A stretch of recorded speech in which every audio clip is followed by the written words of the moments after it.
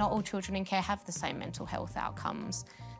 Children in care are children. They're children and young people like any child and young person. Any child and young person that goes through trauma, they might have a range of different mental health outcomes, and helping them to unpack that and understand that under our current models of mental health seems to be something that is much more helpful for this group in terms of helping them understand their needs through some good quality psychoeducation, but also, as we've talked about, making sure we're giving them the treatment that has the best evidence for helping them overcome that issue, whether it's PTSD or something else. Hello, I'm David Trickey. I'm a consultant clinical psychologist and co-director of the UK Trauma Council. Hi, I'm Rachel Hiller. I'm an associate professor in child mental health at UCL and also currently co-director of the UK Trauma Council. And today we're going to talk about children in care and post-traumatic stress disorder. I'm aware that some services will call children in care looked after children or care experienced children. The phrase we're going to use today is children in care. Do children in care have post-traumatic stress disorder? So we've known for a long time that there's very high rates of PTSD in this population.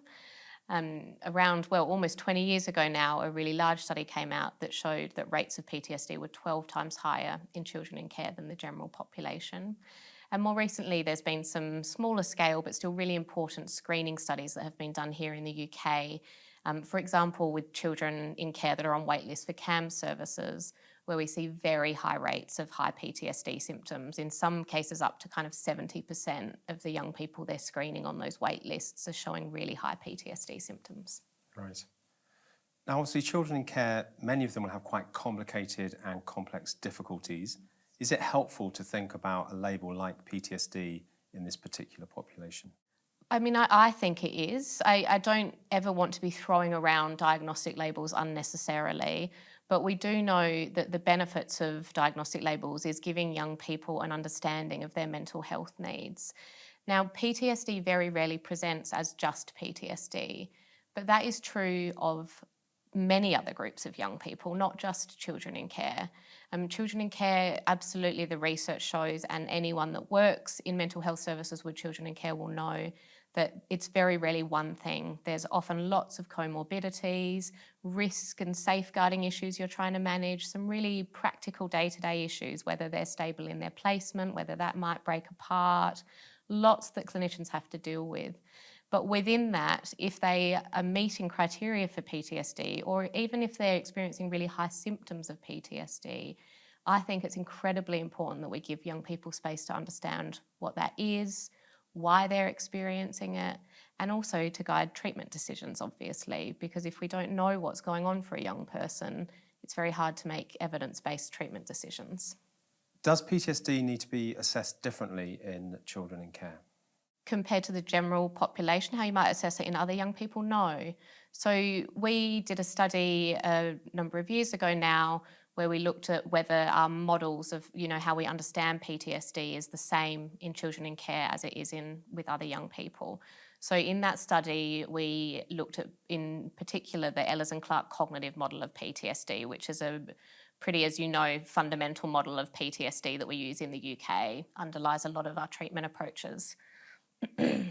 So we looked at whether that model actually applied to children in care, because a lot of what is discussed and a lot of what we see as a barrier to recognising these diagnoses in that group is this idea that it's somehow very different in children in care. And we found no evidence for that. So we found that cognitive models of PTSD, the symptom profiles of PTSD, are the same in children in care as they are in other groups. There are many young people in care, not in care, that have experienced very complex trauma, if you call it that, or developmental trauma, if you call it that. And children in care were showing the same types of symptoms, the same drivers of PTSD, as we would expect to see in a general population. Again, it doesn't mean it's not more complex. There's much higher rates of comorbidities. As we've already discussed, there's lots of other things going on that you're trying to navigate when you're providing mental health support. But fundamentally, PTSD looks the same and it can be assessed in the same way. So we've got some really good tools that are already available to assess PTSD. We don't really need to develop new ones. We've got the Cryzate, which is the 8-item screening tool for PTSD, as you know. That has been used a lot with young people in care. We know it's a really acceptable measure for screening PTSD in that group as it is in other groups. And then, of course, we've got all the way through to your kind of gold standard diagnostic interviews if services use those. So the message is, we would say, assess it within your general assessment of the child's mental health needs the way you would with any young person. Right. So you talk about the Cryzate, the Child Revised Impact of Event Scale. Does that have to be used by a mental health professional, or could other professionals involved in the child's care use it? No, so the Cryzate is, I think, a great little tool because it's freely available. It's already an NHS core measure. Many systems will already have it there to kind of input if you're using different systems in your clinical practice.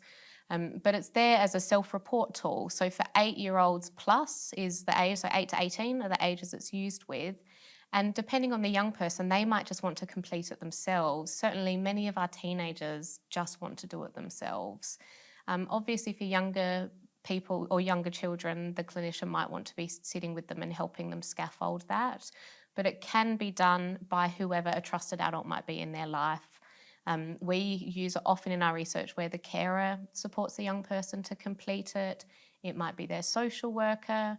One of the challenges when working with children in care, but also one of the things that I think is really important, is stepping back and making sure we're all really clear of who the important adults are in that young person's life, because that's going to go far in understanding their mental health needs and also supporting them through any treatment.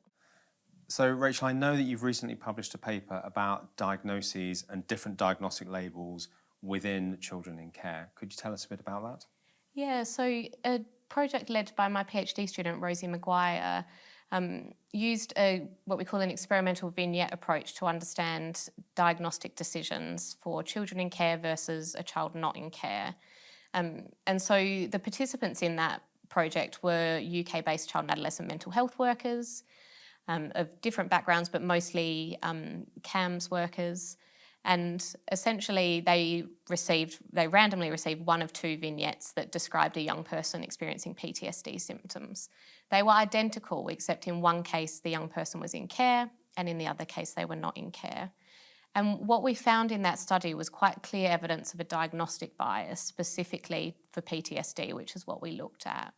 And so that was that even with identical symptoms, if the young person was in care, they were far less likely to have PTSD recognised. It was only recognised for around 15% of the clinicians that were randomised to that group.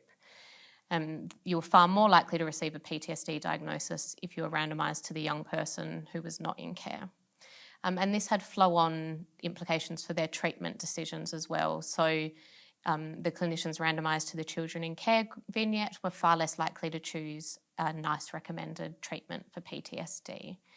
And so there we see quite stark evidence that we perhaps make decisions differently when we're presented with a young person in care. Now, I think it's relatively understandable why that can happen, because you are making decisions when faced with quite a lot of with a lot of complexity and with a lot of other things going on in that young person's life. But it's also the case that many young people coming into CAMS have very complex needs, not just children in care. So there does seem to be something really specifically about that population where we're perhaps not as willing to use our standard diagnostic frameworks. So one thing we see a lot of is the use of more general terms like developmental trauma disorder or developmental trauma as kind of a catch-all term for describing mental health. And I think my view is that that can create some problems in terms of how we help young people understand their mental health needs, but also in terms of how we decide what treatments to offer them. Right. So does that paper mean that there may be children in care who not only are not being diagnosed with PTSD, but may then not be receiving an evidence-based intervention for their difficulties? Yeah, I mean, we know in general, not just for PTSD, but for many other mental health outcomes, they're much more elevated in children in care. So children in care have higher rates of depression, of anxiety, of conduct difficulties, of PTSD. These are all diagnoses that we have defined and all have treatment pathways based on NICE guidance. And we know that children in care often really struggle to get onto those treatment pathways. Again, as we all know, CAMS is really under-resourced and can really struggle to meet capacity or have the capacity to meet the needs of the numbers of young people that require support. So it's not that there's an easy answer to this, but certainly when a young person is making it into CAMS for an assessment, we would strongly encourage that they're being assessed based on what we know about mental health right now. Developmental trauma can be a useful way to understand a young person's needs, but it conflates what they've experienced, which can be very complex in its own right. It can be adversity, abuse, neglect. It might be trauma that they've experienced within the care system. It conflates that with their mental health outcomes. And that, I think, is challenging because not all children in care have the same mental health outcomes. Children in care are children. They're children and young people like any child and young person. Any child and young person that goes through trauma, they might have a range of different mental health outcomes. And helping them to unpack that and understand that under our current models of mental health seems to be something that is much more helpful for this group in terms of helping them understand their needs through some good quality psychoeducation, but also, as we've talked about, making sure we're giving them the treatment that has the best evidence for helping them overcome that issue, whether it's PTSD or something else. But do those evidence-based interventions, those NICE recommended treatments, do they work for children in care? I think it's a very good question, and I think there's much more research that needs to be done with that population. When we look at other groups of trauma-exposed young people, by far children in care do not have the same evidence base, partly because there are challenges with researching with that group because of the legality around how you can send them into projects, etc. But we do know that those interventions work for young people that have experienced very complex trauma. Maybe you would call it developmental trauma if that's a term that people use. Trauma-focused CBT is an example, which we know is our best evidence treatment for PTSD. That was originally developed for children that had experienced sexual abuse. Often what we hear is that intervention is only appropriate for children that have had one-off traumas, car accident, maybe a one-off assault. And that can be really pervasive, actually, in mental health services, this idea that the treatment doesn't generalise at all. And that is just simply not true. So we have good evidence that it works, so particularly trauma-focused CBT with children in the foster care system. A lot of that evidence is from the US foster care system. We definitely have a bit of catching up to do in the UK, but it is by far our best evidence treatment. And it by far has the strongest evidence for children that have experienced very complex trauma, abuse, maltreatment, where there's lots of ongoing risk and adversity, where there's comorbidities. It's very rare in CAMS these days that any young person has just had one thing happen. That's not really the profile of any young people we see in CAMS. I presume from your experience that's also true, David. So this idea that somehow children in care need something completely different because they happen to be in care, I don't think we have the evidence to support that. I think the best evidence we have is that those kids do as well with our current best evidence treatments. Right.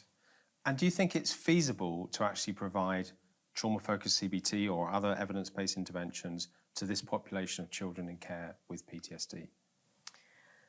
Well, I think it's incredibly challenging, and I really feel a huge amount of empathy for our mental health services and our social care services and what they're navigating in terms of the complexity of young people that are coming through to them, but also decisions they're having to make around how many sessions they can offer, what they can do if a young person disengages from treatment and maybe doesn't want to come back for a while.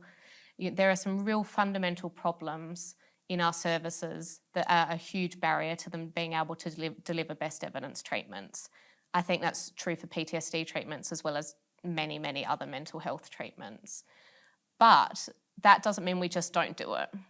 So we're running a study at the moment called the ADAPT trial that is actually looking at this question. So looking at how do we implement trauma-focused CBT to children in care in our mental health services. What does that mean for people working in those services, but what does that mean for the young people? So we know it can be done. It's actually done all the time that we deliver best evidence treatments to young people, including young people in care. But there's definitely more resistance, which we've shown in study after study now, around the idea that you'd use those kinds of treatments with children in care. And that's a message that I think we really need to think about as researchers and within services around why we don't use those treatments. If we're seeing a young person who is coming into our service, who we do see every week for treatment, why aren't we fully assessing what their mental health needs are and making sure we're providing the treatment that matches their primary mental health needs? So we've talked a lot about post-traumatic stress disorder, PTSD, but what's the difference between PTSD and complex PTSD? Yeah, so complex PTSD was introduced into one of our diagnostic manuals, the ICD, not the DSM, but it was introduced a couple of years ago into one of our diagnostic manuals. I think the best thing I can stress about complex PTSD is that it is still PTSD. So if a young person has complex PTSD, their main symptom profile is PTSD as we understand it. The complex part of complex PTSD are things like difficulties in interpersonal relationships, really significant kind of emotion dysregulation, and kind of negative affect like, I'm not worth anything, I can't trust anyone. These things we very commonly see in PTSD. And there's, I think there's going to be many years of ongoing research and debate around how useful it is to have a separate entity for complex PTSD versus PTSD. And it is really important that those debates happen. It's really important that the science happens to try to improve the precision of how we understand mental health. But of course, in the meantime, mental health workers need to be able to get on with their jobs and make the best decisions they can in the room with a young person. So whilst complex PTSD for children in care, many of them will meet criteria for complex PTSD because of maybe at one point they did have standard PTSD, but it's often been a decade since they've had those needs assessed.